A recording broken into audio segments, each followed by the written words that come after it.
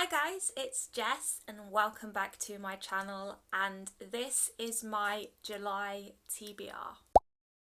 Well, I say it's my TBR, it's more of a TMR, a to maybe read this month, because I don't really know exactly what I want to read. I do have a few books that I am planning to prioritise this month, but I'm at that point now where I've read so much that I just kind of want to have a go at some other things for a little while. Like, I'm not in a reading slump. I'm still really enjoying reading and I still really want to read every chance that I get, but I at the time of filming this, I am 3 books away from the end of my yearly goal, which is crazy.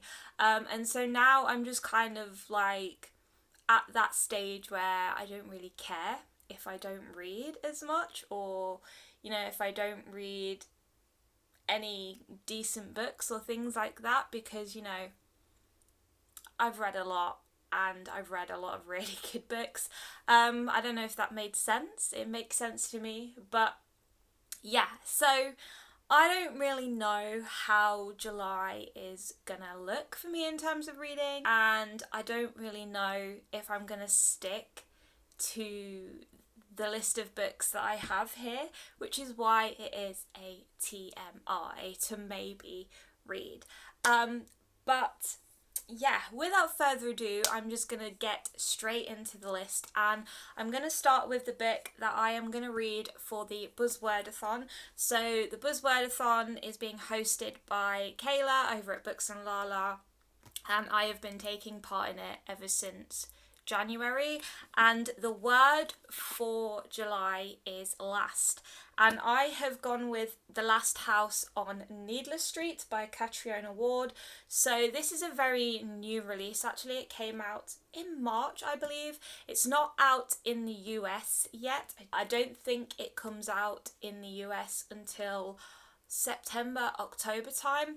But I have heard really, really good things about this, and I managed to get a copy of it from my local library, which completely amazed me, because a lot of new releases, when they're in the library, they are snapped up so quick, and there is a huge waiting list for people to read it all of the time. So I was really, really surprised when they had a copy available. This is a thriller, and it's about a man called Ted who lives with his daughter Lauren and his cat Olivia in a house at the end of Needless Street.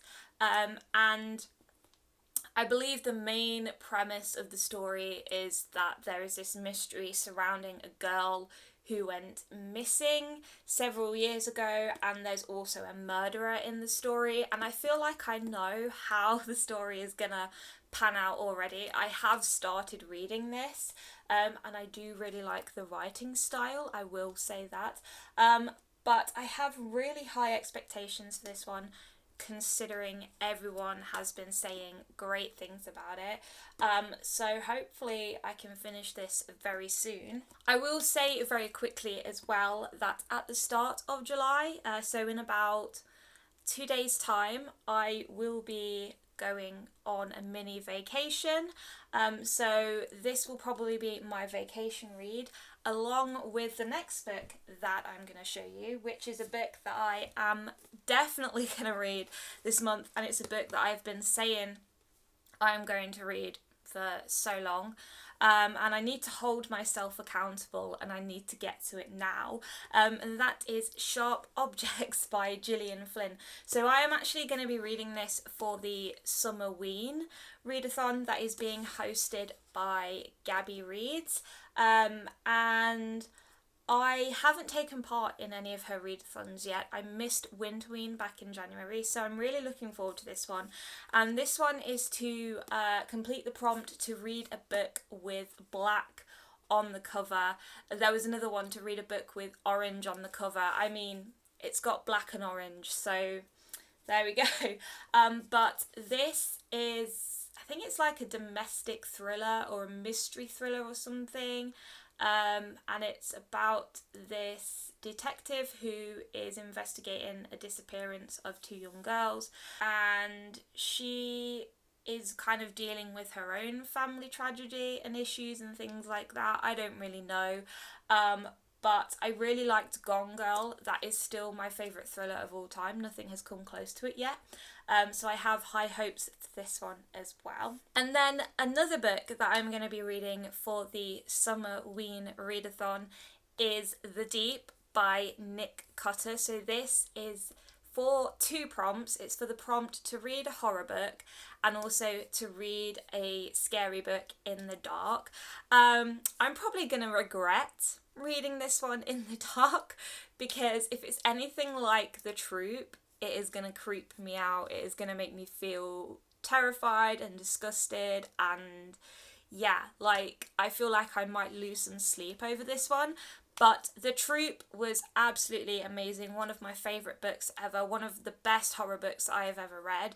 And The Deep it's kind of got a similar premise of like a disease, except this disease is called the Gets, and it basically means that your body forgets how to function until you die, pretty much. It's fatal, no one can survive it, but there is this guy down at the bottom of the ocean who is working on a cure, and that is all I know about it. And yeah, I'm really excited for this one. I've heard amazing things about it as well, so yeah, I might read this one on my mini vacation. I do have it on my Kindle. I will be taking my Kindle with me, but I don't know how that's going to go yet. And as I said, I'm probably going to regret reading this one at night, but we've got to live a little sometimes. So we're going to continue now with some books that I'm going to be reading for another readathon, which is happening all throughout July. And that is the Space to Read readathon, which is being hosted by Kimberly over on Instagram. Her username is Space to Read, and it's basically just her attempt to encourage people to read more space books. It could be fiction or non-fiction, whatever. All you have to do is just read a space book. And I have a few books about space and science and things like that that I do really want to get to.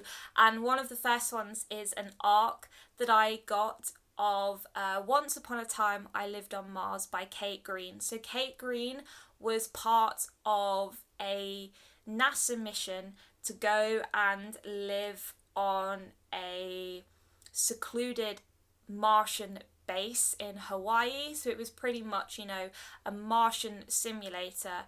And they were living as if they were on Mars. And so she's kind of talking about her experience around that and what it was like, as well as also delving into her personal life and how the mission affected her personal life.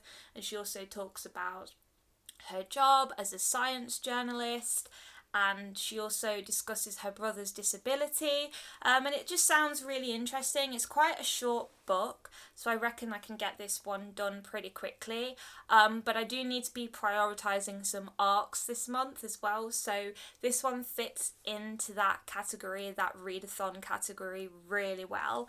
And then another book that I'm going to read for the Space to Read readathon is Limitless by Tim Peake. So this is his autobiography, and if you don't know who Tim Peake is, he is a British cosmonaut, because he was part of the European Space Agency, and he was the guy who went up into space, up to the International Space Station back in 2015, and I remember it was a really massive thing. I remember watching his launch, and I remember watching his spacewalk and his return to Earth, and just being absolutely fascinated by it all. I've read one of his books already, Ask an Astronaut, which was really interesting, where he talks about his experience on the space station and in space. But this is just, you know, his life story, giving all of the nitty-gritties, his life as a pilot and how he became an astronaut and the things that he does when he's not an astronaut.